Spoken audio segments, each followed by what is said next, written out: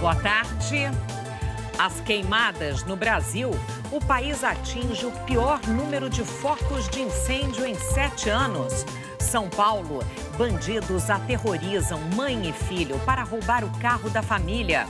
A polícia procura um motorista de ônibus que bateu num ator depois dele beijar outro rapaz. Mais um vereador é executado a tiros no estado do Rio. A gente mostra também que o presidente Jair Bolsonaro se recupera bem da cirurgia para corrigir uma hérnia. Os impactos da falta de recursos para os pesquisadores brasileiros. E ainda os tufões que atingiram a Ásia. No Japão, os ventos causaram destruição e superaram os 200 quilômetros por hora. E a rainha da Inglaterra promulga a lei que proíbe o Reino Unido de sair da União Europeia sem acordo. O Jornal Hoje está começando. O Jornal Hoje desta segunda-feira começa com uma notícia triste. Neste fim de semana, o número de focos de queimadas no Brasil passou de 100 mil, como a gente pode ver aqui no telão. É o maior índice para o período desde 2012. O levantamento é do Instituto Nacional de Pesquisas Espaciais, vinculado ao Ministério da Ciência e Tecnologia. Foi um dos piores fins de semana desde o início da estiagem em Mato Grosso. Mais de 1.000 novos focos de queimadas. O estado é o mais atingido, com 19 mil focos de incêndio desde o começo do ano, de acordo com o INPE. 3 grandes áreas estão pegando fogo em Chapada dos Guimarães. Uma delas fica dentro do Parque Nacional. O fogo teria começado às margens da rodovia e atingiu os paredões dos 2 lados da pista. Agora segue em direção a outros pontos turísticos, como a Cachoeira da Salgadeira, mais adiante, já na divisa entre Chapada dos Guimarães e Cuiabá. Por terra, brigadistas do ICMBio usam bombas costais de água como aquela para ajudar a apagar os vários focos de incêndio. A fumaça das queimadas em Chapada encobriu Cuiabá. O tempo seco e o calor continuam. No Parque Serra Azul, em Nobres, uma área de quase 20 mil hectares está pegando fogo. Aviões estão sendo usados pelo Corpo de Bombeiros para combater as chamas. É muita demanda durante o dia todo e também à noite. É humanamente impossível atender a todos. Nós estamos fazendo, nos desdobrando como podemos para atender toda a população. No Brasil, já são mais de 102 mil focos de queimadas, de acordo com o INPE. Os 3 estados com maior número de queimadas no Brasil são Mato Grosso, Pará e Amazonas. Os 3 juntos somam mais de 42.300 focos de incêndio, quase a metade das queimadas registradas no país todo. Comparando com o mesmo período de 2018, dá para ver que o número de queimadas aumentou nos 3 estados. Bombeiros estão tentando combater um incêndio em Porto Morrinho, em Mato Grosso do Sul. A área faz parte do Pantanal. Desde o início do ano, quase 650 mil hectares do bioma queimaram. A dona Cida tem um sítio, o gado foi ferido e só a casa dela ficou de pé. Se fosse em mim, eu ia buscar uma ajuda para aliviar minha dor. E é o que eu estou tentando fazer, tentando aliviar a dor delas, dando carinho para elas, ponhando água, comida na hora certa. A dor é imensa. Então eu peço, não ponha fogo, não queime. No fim de semana também começou um incêndio em Nova União, em Rondônia. O fogo atingiu a reserva Margarida Alves, que faz parte da região amazônica.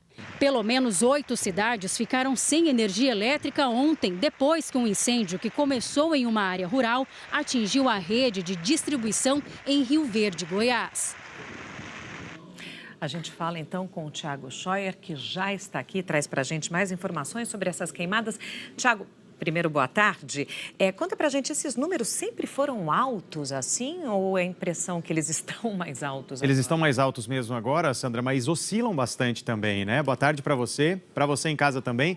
Comparando dia 1º de janeiro até 8 de setembro, isso a partir de 2013, dá para perceber que o número de queimadas, como eu falei, oscila bastante, isso de um ano para o outro. Em 2013, por exemplo, eram mais de 51 mil queimadas no período. Agora, entre 2018 e esse ano aqui, o salto foi de mais de 30 mil queimadas nessa mesma época. Hoje, então, o risco de queimadas aí para os estados que a gente viu que são os campeões, né? Pará e Amazonas, está um pouco menor, a gente vê em verde aqui. Agora, Mato Grosso, aí sim, em vermelho, isso significa risco alto, assim como em praticamente todo o Nordeste, descendo até o Paraná. Tudo por causa do tempo seco e quente que está dominando boa parte do nosso país hoje. Você vê em amarelo aqui, ó, pegando de Santa Catarina e subindo até o Nordeste, principalmente Ceará, também o norte do estado, Sandra. Pelo jeito vai ser mais uma tarde quente hoje, né? É, você matou a charada. Tarde muito quente. A gente já está sentindo isso aqui no Sudeste também, né? Brasil todo aí com temperaturas muito altas, acima dos 30 graus ou até dos 40 graus. Caso de Cuiabá com 42 de máxima hoje, Palmas com 40, Teresina 38 graus e descendo a gente vê BH com 29 e 34 no Rio de Janeiro. Em Porto Alegre só vai chover à noite. À tarde ainda vai ser de calor, muito sol e aí a máxima vai ser de 35 graus. O calorão não é só em Porto Alegre, não. O sul todo está quente hoje por causa desta frente fria. Frente fria, você sabe, ela leva a chuva, né? Mas antes dessa chuva chegar, ela deixa tudo mais abafado. Floripa, por exemplo, tem 31 de máxima hoje e Curitiba 29 graus. E aí essa chuva aí, ela vai começar a chegar no sul gaúcho agora à tarde. Você vê nas imagens de satélite que aí sim já está bem carregado, né? E olha só, tem uma baixa pressão lá, aquele sistema também provoca chuva. No norte e no nordeste do país também vai ter chuva, temporais nessa área aqui, ó, entre Amazonas e Roraima e também entre Amapá e norte do Pará e tem uma chuva um pouco mais persistente no litoral baiano também. No Recife, essa chuva promete ser mais passageira, até para refrescar os 27 graus que prometem fazer aí agora à tarde. E aí você vê aqui, ó, Maceió com 30 graus e 5 milímetros, Salvador com 30 milímetros, atenção para você de Salvador, Belém com 40. Boa Vista e Manaus também tem essas pancadas de chuva, Sandra. A impressão minha, as chuvas estão mais nas extremidades assim, Sim, do país. Sim, e está mesmo, né? Mais nos cantos do país, né? A gente vai olhar que até o começo da primavera, isso daqui 2 semanas, né? No dia 23 de setembro, aí sim a chuva continua nesse padrão. Vê aqui no sul, que deve chover bastante nesses 15 dias, acumular mais chuva, assim como no norte do país e respingando um pouco no leste do Nordeste também. Até amanhã, Sandra. Até amanhã, Thiago. Obrigada. Valeu. As ondas de calor que atingiram a Europa em junho e julho deste ano causaram 1.435 mortes na França. A informação foi divulgada pelo Ministério da Saúde francês. Metade das mortes foi de pessoas com mais de 75 anos de idade. A temperatura chegou a 46 graus no sul do país. Para evitar mais mortes, o governo determinou o fechamento de escolas e a abertura de salas públicas geladas para que as pessoas pudessem se refrescar. Subiu para 45 o número de mortos em decorrência do furacão Dorian nas Bahamas. Depois de provocar muita destruição lá nas Bahamas, a tempestade tropical está no Canadá.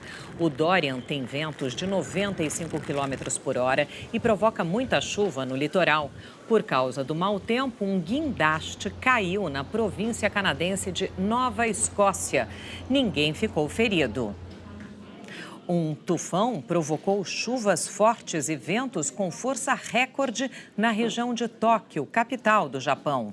2 pessoas morreram, 61 ficaram feridas e milhares de casas continuam sem energia elétrica.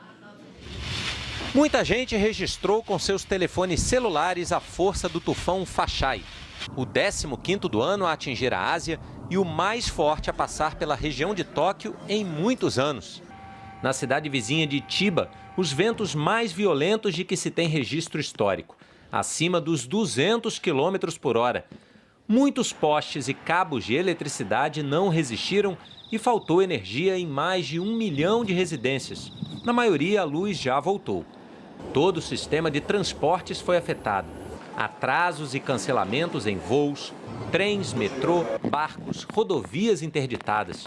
Houve alagamentos e deslizamentos de terra em diferentes áreas da região metropolitana da capital, por causa da chuva intensa, que durou toda a noite. Ao longo do dia, o Faxai seguiu para o nordeste do país, que entrou em estado de alerta, mas o olho do tufão se deslocou para o Oceano Pacífico. Apesar da destruição pela cidade e dos prejuízos materiais, o processo de reconstrução e limpeza tem sido rápido.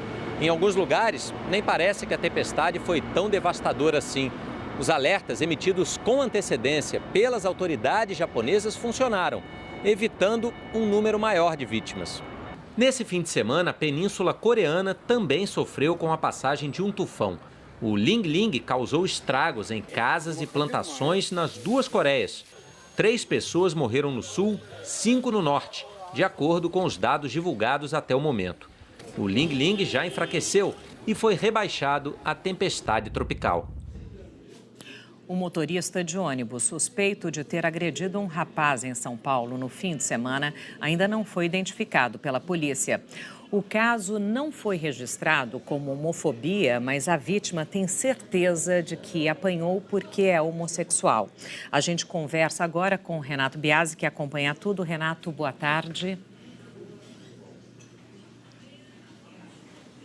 Olá, Sandra. Boa tarde a todos. A polícia ainda não sabe quem é o motorista que dirigia o ônibus no sábado de manhã e que acabou agredindo o ator Marcelo Santana. Hoje de manhã, investigadores estiveram na garagem da Pêssego Transportes e a empresa foi intimada a informar a polícia sobre a identidade desse agressor. Ainda não temos informações se ela já fez essa comunicação à polícia. O que a Pêssego Transportes fez até agora foi emitir uma nota em que diz que ouviu o motorista numa investigação interna e que não compactua com qualquer tipo de violência e preconceito.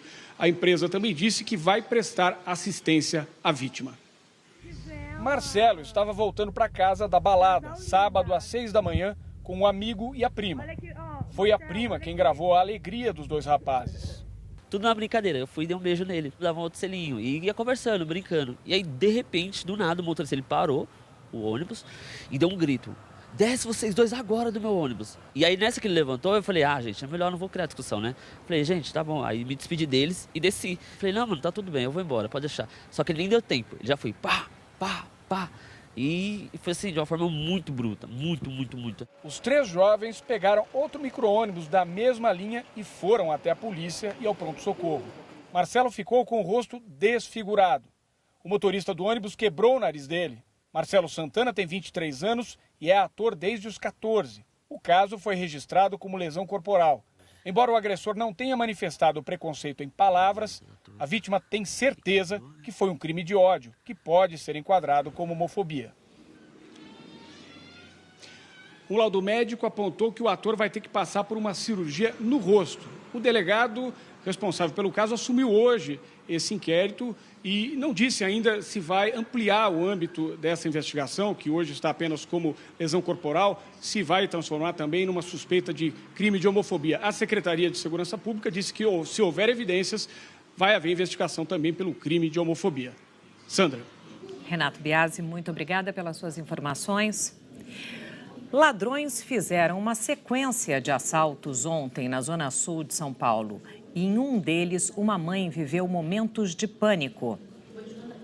As imagens de uma câmera de segurança mostram a mãe colocando o filho no banco de trás do carro quando 3 bandidos armados descem de um carro que passava na rua. Um deles entra no carro da vítima e os outros 2 vão em direção à mulher, que se afasta com a criança no colo. Um terceiro carro espera os assaltantes. A mulher fica sentada na calçada, abraçada ao filho, enquanto os bandidos fogem no carro dela, que foi encontrado pela polícia logo depois. A Secretaria de Segurança Pública informou que vai reforçar o policiamento na região. No Rio, a polícia investiga a execução de um vereador. Foi ontem à noite na cidade de Araruama, região dos Lagos. E quem tem os detalhes para a gente sobre esse caso é a repórter Laila Lack. Boa tarde, Laila.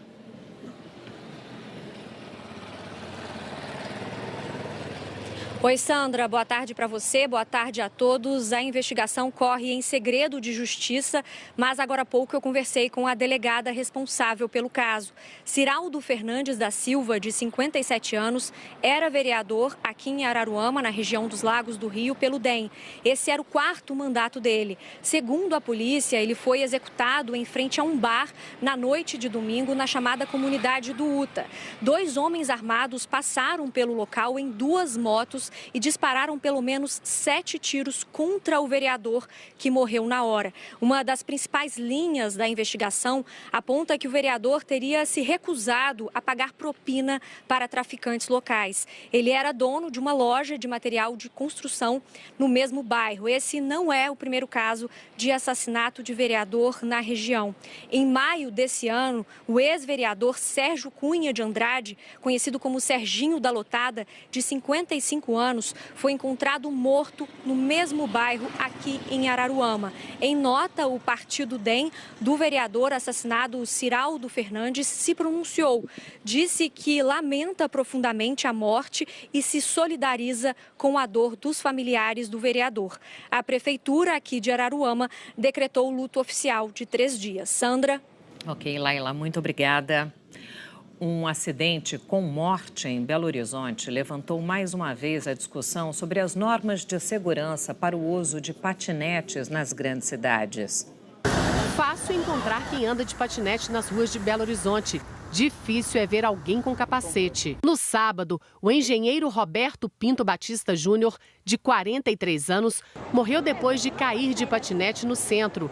Ele bateu a cabeça num bloco de concreto que separa a ciclovia da avenida. Testemunhas disseram que ele não usava capacete na hora do acidente. Só neste ano, o mesmo hospital que recebeu o engenheiro já atendeu 100 pessoas que se acidentaram com patinetes. A empresa de trânsito da capital mineira informou que criou um grupo para discutir as normas para o uso de patinete. Um projeto de lei sobre equipamentos de transporte individual, que inclui também bicicletas compartilhadas, chegou a ser aprovado pela Câmara Municipal, mas foi vetado pelo prefeito Alexandre Calil, do PSD. Ele alegou que o projeto não poderia ter sido feito pelo Legislativo. Em São Paulo, um decreto da Prefeitura, publicado em agosto deste ano, regulamenta o uso de patinete. A circulação é permitida apenas nas ciclovias e ciclofaixas. Nas vias com velocidade máxima permitida de até 40 km por hora e nas ruas destinadas para lazer. O uso só é permitido para usuários a partir de 18 anos. A obrigatoriedade da utilização do capacete ainda vai ser analisada por um comitê. No Rio de Janeiro, as regras são bem parecidas. O equipamento não pode ser usado por mais de uma pessoa e não é permitida a condução de animais ou qualquer tipo de carga. Para esse especialista, é fundamental o uso de equipamentos de segurança. Você ter o seu capacete seria o ideal, porque você ajusta a sua cabeça, porque as pessoas elas são diferentes. Agora, como nós estamos numa cultura onde a prevenção ela não está muito perto da gente, a empresa fornecendo o capacete, ela vai fazer com que as pessoas pensem que é importante a utilização desse equipamento para a sua segurança. A empresa Yellow, dona do patinete usado pelo engenheiro, disse que recomenda o capacete e que está à disposição das autoridades para esclarecer as circunstâncias do acidente. O presidente Jair Bolsonaro se recupera bem de uma cirurgia para corrigir uma hérnia incisional realizada ontem em São Paulo. O repórter César Menezes tem mais informações. César, boa tarde. Boa tarde, Sandra. A cirurgia foi ontem bem no início da manhã, começou às 7h35, terminou perto do meio-dia. Segundo os médicos, correu tudo muito bem. O presidente Jair Bolsonaro está se recuperando aqui no Hospital Vila Nova Star, em São Paulo. Ele está com visitas restritas, mas não proibidas. Inclusive, o vice-presidente Hamilton Mourão, que está no exercício do cargo, chegou há 15 minutos para visitar o presidente. Eu conversei agora há pouco por telefone com o Dr. Leandro Echenique, cardiologista que faz parte da equipe que cuida do presidente aqui em São Paulo. Ele explicou que Bolsonaro está numa dieta líquida que a princípio vai durar 24 horas e que pode evoluir logo amanhã para uma dieta pastosa de acordo com as reações do corpo do presidente. Se ele não tiver dor, nem náusea, nem nenhum tipo de problema no abdômen, expansão no abdômen, que pode atrapalhar a cicatrização, eles já passam para a próxima dieta. Ele disse também que é importante que o presidente caminhe, e ele já vai começar a caminhar hoje à tarde no corredor, que é o processo natural de recuperação de uma cirurgia como a que ele fez ontem. Você vê os detalhes agora na reportagem. Pouco mais de 24 horas depois da cirurgia, o presidente Jair Bolsonaro se recupera bem, de acordo com os médicos, no 8º andar do Hospital Vila Nova Star, em São Paulo. Hoje de manhã, numa rede social, o presidente postou um vídeo dele assistindo TV no Multishow, canal por assinatura da Globosat. Pessoal, só segunda-feira que eu tô de folga, hein? Amanhã eu volto no Batente. Por enquanto, meu programa favorito aqui, o Chaves. Tamo juntos, um abraço a todo mundo aí. O boletim médico divulgado pela manhã informou que Bolsonaro está estável, sem dor, sem febre e com boa evolução clínico-cirúrgica. Diz ainda que hoje o presidente começará a fazer fisioterapia e poderá se sentar na poltrona e caminhar no corredor. O hospital informou ainda que foi liberada dieta líquida, com água, gelatina, chá e caldo ralo. Por orientação médica, as visitas estão restritas. Ele precisa falar pouco, ele precisa caminhar um pouco mais para que os movimentos peristálticos do intestino retornem de maneira natural e sem dor. Esta foi a 4ª cirurgia desde que Jair Bolsonaro, ainda candidato, foi esfaqueado há 1 ano, quando fazia campanha eleitoral em Juiz de Fora. A cirurgia de ontem foi para corrigir uma hérnia incisional de 8 centímetros de diâmetro, que estava localizada na cicatriz do abdômen. Segundo os médicos, a hérnia se formou porque o tecido muscular ficou enfraquecido na região onde foram feitos os cortes das cirurgias anteriores. A pressão normal dos órgãos internos forçou a parede do músculo e criou uma abertura. Uma alça do intestino passou por esse espaço e provocou um abaulamento na pele. O cirurgião fez um novo corte sobre a cicatriz. Depois de soltar as aderências, ele liberou a parte do intestino que pressionava a pele e fixou uma tela de polipropileno atrás do músculo para reforçar a estrutura e evitar a formação de uma nova hérnia. Em seguida, todos os tecidos foram fechados. A cirurgia no abdômen estava prevista para durar 2 horas, mas demorou 4 horas e meia. A cirurgia foi longa, mexeu bastante no intestino, que estava fortemente aderido na parede abdominal. O tecido que nós conseguimos unir e reforçar é um tecido já bem mais vivo do que na cirurgia de 28 de janeiro. Então, é lícito de imaginar que não vai haver recidiva. O Tribunal Regional Eleitoral do Distrito Federal já começou a ouvir testemunhas dos casos que envolvem o deputado federal Luiz Miranda, do Democratas, que é acusado de compra de votos e abuso de poder econômico na campanha de 2018. Miranda responde a 4 processos no tribunal. Hoje à tarde, haverá o depoimento de uma testemunha em um dos processos que investigam o deputado Luiz Miranda no TRE. No ano passado, 2 dias antes do início oficial da campanha, Luiz Miranda sorteou celulares de quase R$7 mil num vídeo em uma rede social. Ele fez a entrega de um aparelho quando já era candidato. O TRE reprovou as contas da campanha do deputado. Antes de se tornar candidato, Luiz Miranda morou nos Estados Unidos. Ontem, o Fantástico mostrou que ele prometia dinheiro fácil na internet. Luiz Miranda convenceu seguidores a se tornarem sócios dele em supostos negócios em Miami e transformou parte dos seguidores em alunos de cursos online. Todo mundo acha que ganhar dinheiro tem que pegar uma enxada, trabalhar, tem que se formar numa faculdade. Você não é bom se você pensa assim, porque o segredo de ganhar dinheiro não tem nada a ver com isso. O Fantástico ouviu 25 pessoas que se dizem vítimas do deputado. Este empresário, que aceitou gravar a entrevista, chegou a ir para os Estados Unidos atrás de Luiz Miranda. Ao todo, quanto que o senhor perdeu? Mais ou menos uns R$150 mil. Francisco Martins trabalhou com Luiz Miranda nos Estados Unidos durante 2 anos. Ele contou ao Fantástico que o fundo de investimento criado pelo deputado e oferecido nas redes sociais não deu o lucro esperado. Teve muitas pessoas que venderam casas, carros, pegaram dinheiro com familiares, juntaram dinheiro, pai, mãe, tio, juntavam dinheiro para mandar para esse investimento. A estimativa é que a dívida do deputado chegue a quase 9 milhões de reais. Antes de ser deputado e de se mudar para os Estados Unidos, Luiz Miranda abriu uma empresa aqui no Brasil, em 2008.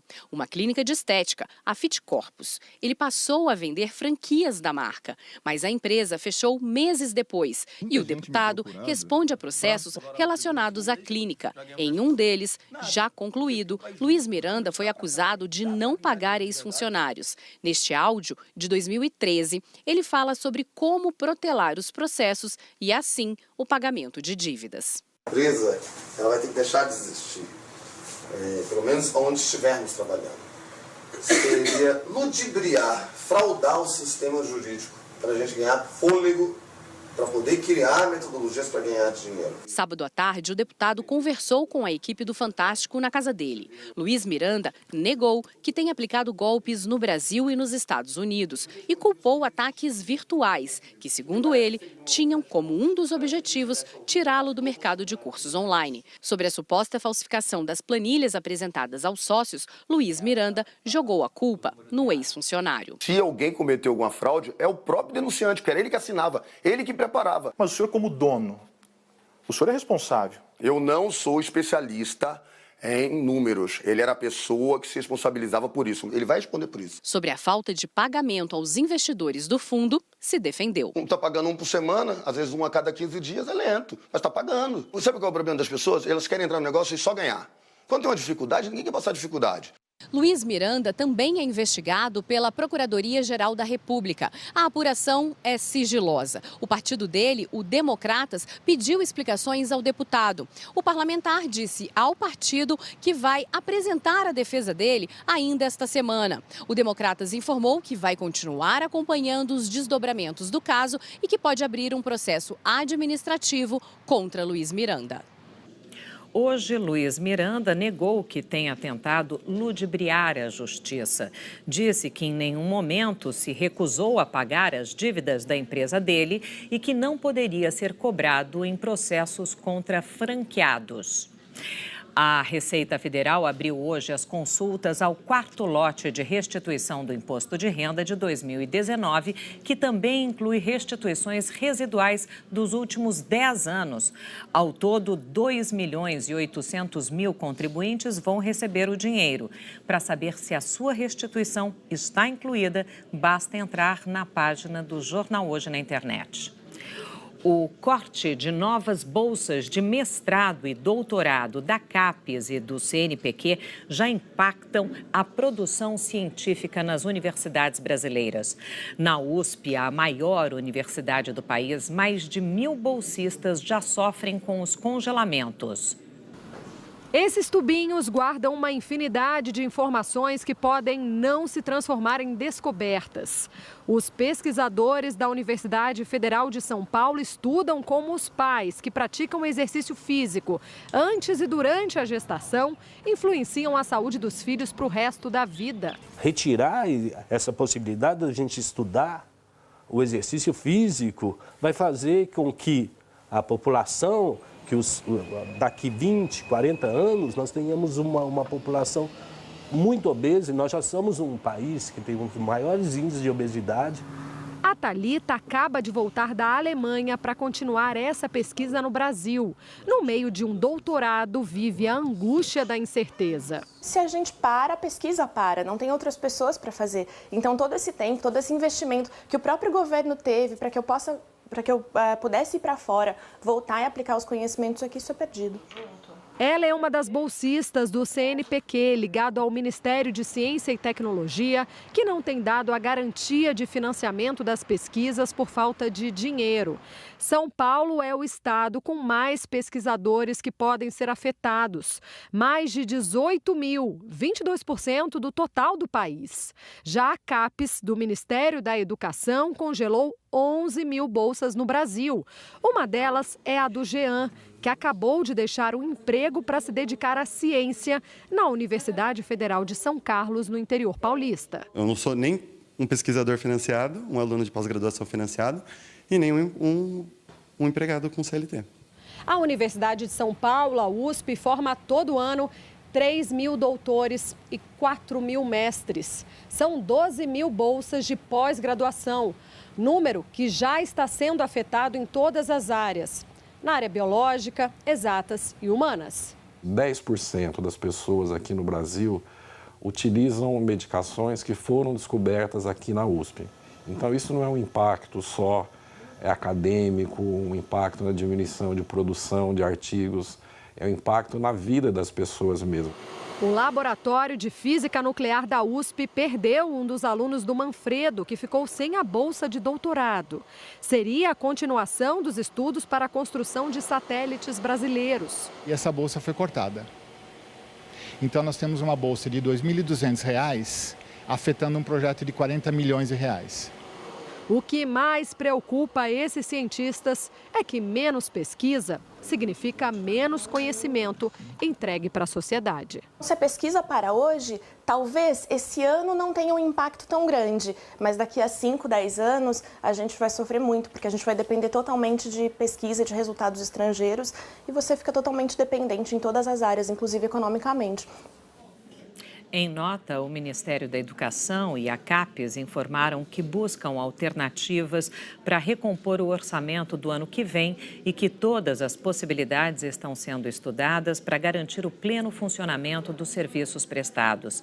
Já o CNPq disse que o pagamento das bolsas de setembro está garantido, que avalia um remanejamento para o pagamento de outubro e que continua se esforçando para garantir a continuidade de todos os pagamentos de bolsas até o fim do ano. A seguir, a rainha da Inglaterra promulga a lei que proíbe o Brexit sem acordo. Um navio cargueiro tomba no litoral dos Estados Unidos e as manifestações em Hong Kong. A gente volta já.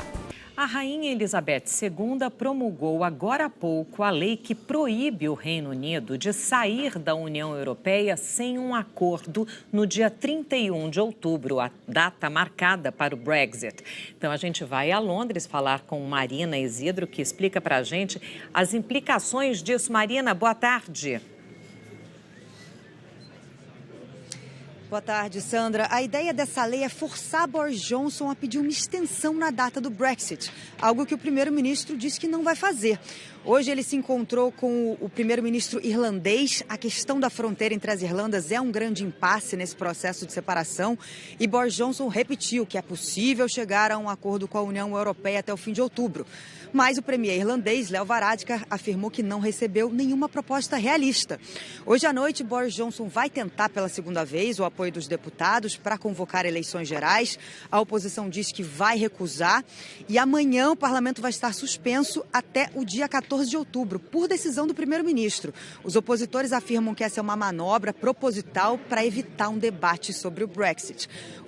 O ministro de Relações Exteriores da Alemanha disse hoje que os europeus estão dispostos a conversar e evitar uma saída sem acordo, mas que, primeiro, o governo do Reino Unido precisa deixar claro o que quer.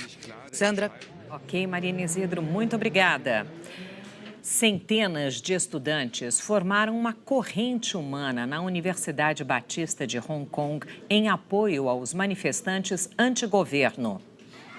Os estudantes exibiram cartazes com as 5 demandas ao governo.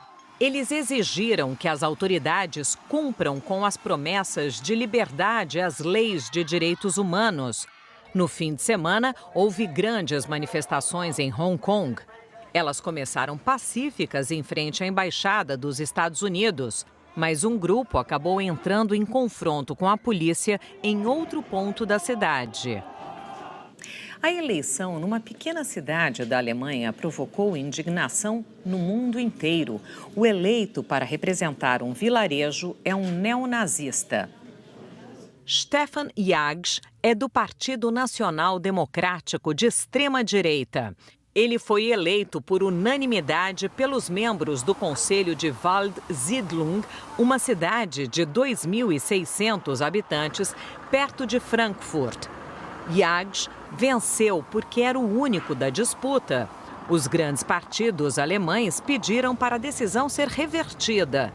O líder do Partido Social Democrata, um dos mais tradicionais da Alemanha, escreveu numa rede social que o SPD tem uma posição muito clara: não cooperamos com nazistas, nunca. Um navio cargueiro pegou fogo e tombou perto do litoral da Geórgia, nos Estados Unidos. 20 pessoas foram resgatadas pela Guarda Costeira americana. 4 foram encontradas dentro do navio agora há pouco, mas não foi divulgado se elas estão vivas. O navio tem quase 200 metros de comprimento e levava cerca de 4.000 carros. O navio pertence a uma empresa sul-coreana e os veículos eram de montadoras. O cargueiro ia para o Oriente Médio. O Papa Francisco chegou hoje às Ilhas Maurício, a última parada do giro que ele fez pela África. Milhares de pessoas receberam o Papa nessa rápida visita de apenas 8 horas. Ele já passou por outros 2 países africanos, Moçambique e Madagascar. Os católicos representam menos de 1/3 da população das Ilhas Maurício, que tem maioria hindu. Na missa, o Papa homenageou o reverendo Jacques Désiré Laval, que promoveu no país a união das pessoas de todas as religiões. A seguir, a Prefeitura do Rio recorre ao Supremo depois da decisão que a proibiu de recolher livros na Bienal. E tem também Andréa Sadi, já. A Prefeitura do Rio recorreu das decisões no Supremo Tribunal Federal que a proibiram de recolher livros na Bienal do Livro, que terminou ontem. A Prefeitura entrou com um embargo de declaração, que é um instrumento jurídico que pede esclarecimento sobre determinados aspectos de uma decisão e afirma que a decisão do ministro Dias Toffoli não examinou o fundamento da medida tomada pelo município, que, segundo a Prefeitura, se baseia na defesa de menores de acordo com o Estatuto da Criança e do Adolescente. Hoje, o governador do Rio, Wilson Witzel, conversou com Andréa Sadi sobre a censura à Bienal. A gente vai ouvir agora. Não, mas olha só, eu passei pela Bienal e, sinceramente, não tinha visto nenhum tipo de publicação ofensiva.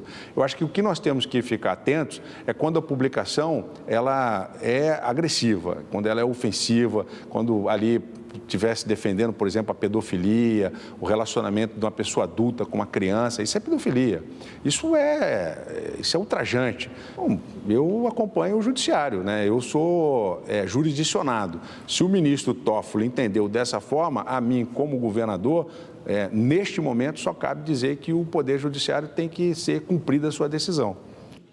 A gente conversa agora, então, ao vivo com a Andréa Sadi, que está lá no Rio de Janeiro. Oi, Andréa, boa tarde para você. O que mais o governador disse sobre esse caso da Bienal do Livro, hein?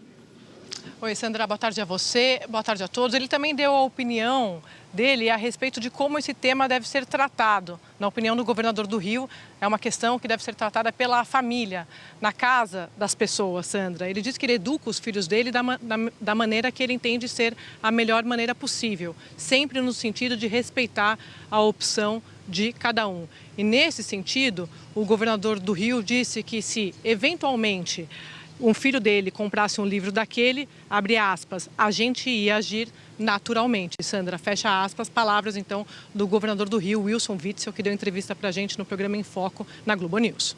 Muito obrigada, Andréa. Boa tarde para você. O Jornal Hoje termina aqui. Você acompanha outras notícias no Jornal Nacional. Uma ótima tarde para você. Amanhã a gente se vê.